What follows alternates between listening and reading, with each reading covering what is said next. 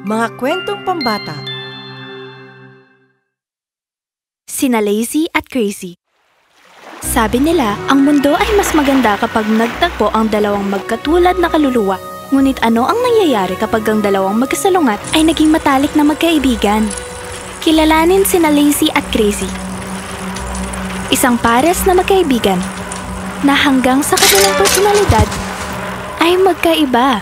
Nakatira sila sa North Florina, isang maliit na bayan na napapalibutan ng gilid ng burol at isang turkesa na asul na dagat sa kabilang banda. Si Lazy ay isang perpektong halimbawa ng batas ng inertia ni Newton at bihirang gumalaw mula sa kanyang lugar. Hanggang sa, at maliban kung, may panlabas na puwersang ipinakita sa kanya. Samantalang si Crazy naman ay isang multitasker. Siya ay naglalaro ng teknolohiya, nag-eehersisyo, nagbabasa, nag-aaral ng martial arts, at puno ng enerhiya. Tinatawag siyang masyadong baliw dahil sa dami ng enerhiya niya. Ngunit ang sigla ni Crazy ay may isang kapintasan. Nakikita niyo, siya ay sobrang nahuhumaling sa kanyang trabaho na minsan, hindi niya napapansin ang mga nagiging bunga nito. Ang kakaibang pares na ito ay unang nagkita sa paaralan, noong binubuli si Lazy ng kanyang mga kaklase. Bigyan natin ng wake-up call ang tamad na si Lazy. Ha?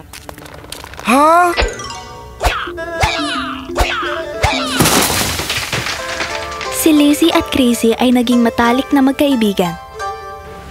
Isang magandang araw, nawala ang ama ni Crazy, na nag-iwan lamang ng isang misteryosong sulat. Wow! Patawad, bud. Ito'y napakahirap sa'yo. Mapa ba yan? Oo. Mabuti. Hindi ako masyadong nag-aalala tungkol dito. Ginawa na ito ng tatay ko dati.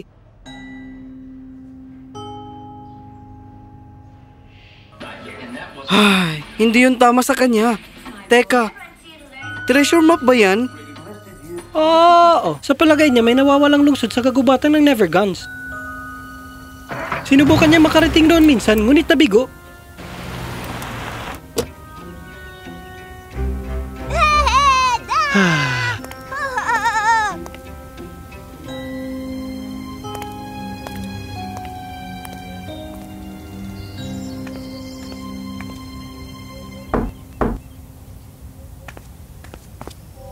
Sa loob ng maraming taon, nakakulong siya sa kanyang silid na may ginagawa.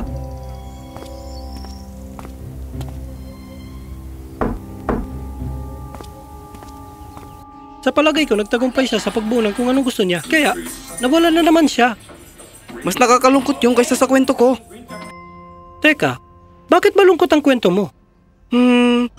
Bahagyang dahil sa akin.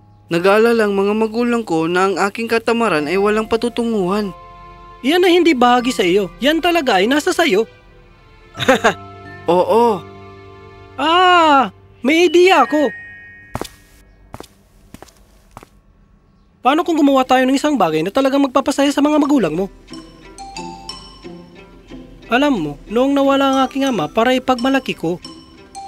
Itigil mo na ngayong pag-arte, Ginoong Madrama. Nakuha mo ko. Anong masasabi mo? Gumawa tayo ng kakaiba. Sige. Magsimula tayo bukas. Bukas ang magandang araw para ipagmalaki ako ng magulang ko. Kung hindi ka magigising ngayon, alam mo na kung anong darating. Atake ng pating! Hayya! Baliw ka nga talaga. Sina Lazy at Crazy ay lumabas sa kalsada. Ano ang eksaktong gagawin natin dito? Naghahanap ng oportunidad. Tingnan mo, ayun siya. Ang nagbebenta ng gulay? Magandang hapon, Ginoo. Nangangailangan ka ba ng katulong? Andito kami para tumulong. Tama? Ay. Okay, sige. Andito na kami para tumulong. Bakit hindi mo dalhin ang mga gulay nito sa bahay sa kanto? Hindi ko kayang magbayad sa inyo. Walang problema yan! Hinawakan ni Crazy ang plastic bag ng buong katapatan Naglakad sila sa kabilang kalye. At inabot ang mga gulay sa isang sobrang nalilitong babae. Kita mo? Ang pagtatrabaho ay ganun lang kadali. Ang kailangan mo lang gawin ay pandarin ang iyong mga paa. Anong ginawa mo? Maling bahay ang natiran mo ng gulay. Ano? Hindi. Sabi mo ang bahay sa kabilang kalye. Oo, yung isa. Maraming bahay dito sa kabila. Malalaman mo sana kung hinintay mong marinig ang mga bilin ko.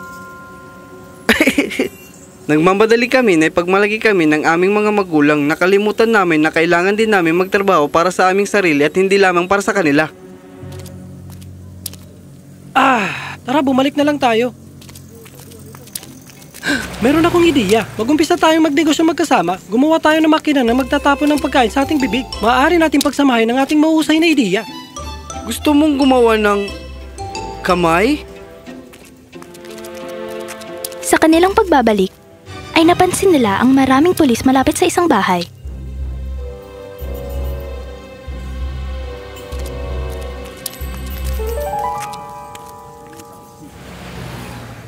Lahat ng ito ay para sa pusa. Kailangan kong sabihin ito sa aking mga magulang.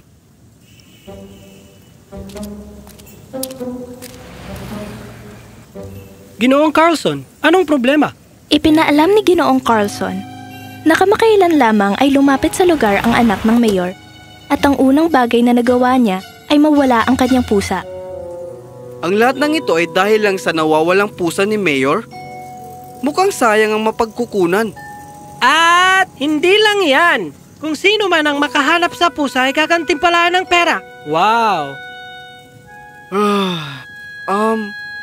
Surtihin ka sana, Ginoong Carlson.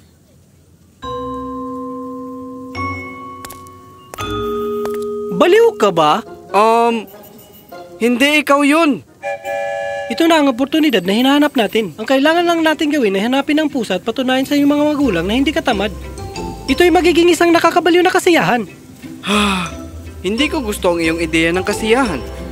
Hindi nagsayang ng 1 minuto si Crazy. Okay, maghanap ka ng mga bakas ng pusa sa damuhan at aakit ako sa mga puno at titingnan kung may mga pusa sa bubong. Ikaw ay ano? Pero sa oras na yon, si Crazy ay nasa taas na ng puno. Teka, meron akong ideya.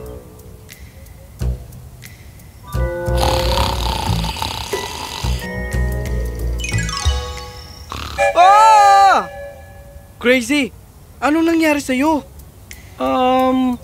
Mukhang ang mga pukyutan sa taas ng puno ay ayaw ng mga naghihimasok.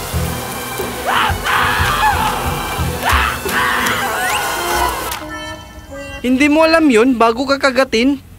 Ngunit, anong ginagawa mo? Sinabihan kita maghanap ng bakas ng pusa sa damuhan. Una, ang damuhan ay may mga damo at hindi ito nagpapakita ng anumang bakas.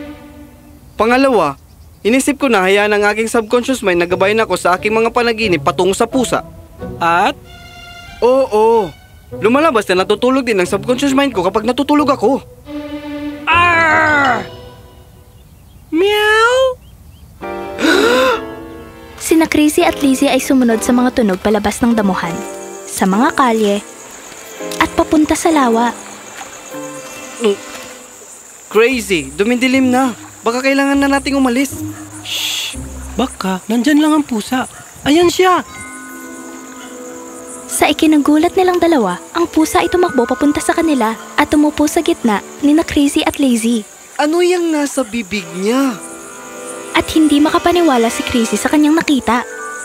Ito ang mapa na iniwan ng tatay ko. Hindi ko ito kailanman inilabas sa kwarto ko. Paano ito napunta dito? Hoy! Sinong nandyan malapit sa lawa? Nang lumapit si Ginoong Carlson, napagtanto niya na si Lazy at Crazy ang nakahanap sa pusa. Hindi ka panipaniwala. Nahanap niyo siya. Parang siya ang nakakita sa amin. Shh! Ang mayor ang pinakamasaya nang maibalik ang pusa sa kanyang anak.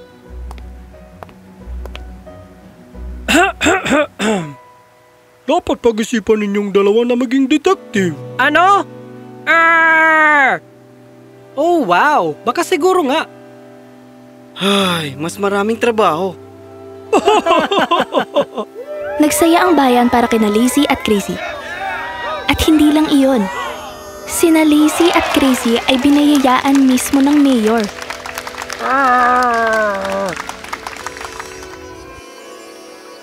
Siguro ay dapat tayo maging detective. Sige, hindi natin pag-usapan ang mapa ng kayamanan ng iyong ama? Hindi, pinag-isipan ko yon. Daladala ko pala yon. Siguro nalaglag ko ito habang hinahanap natin ang pusa. Ganun pa man, tinulungan tayo ng mapa para makita ang kayamanan. Walang misteryo doon. Ay, sige. Ngayong nalutas na ang misteryo, ako iidlip muna. Ito ay nararapat sa akin. Haha, oo, aking kaibigan. Alam ni Lazy na nagsisinungaling si Crazy. Pagkatapos ng lahat, si Lazy ang naglagay ng mapa sa ilalim ng unan bago sila umalis sa araw na iyon. Alam ni Lazy na hindi maaring mapunta ang mapa sa lawa kasama si Crazy. Pero mas alam niya kaysa tanungin si Crazy. Alam niya makukuha niya ang kanyang mga sagot sa tamang panahon. May mga misteryo na natutuklasan lamang sa takdang panahon.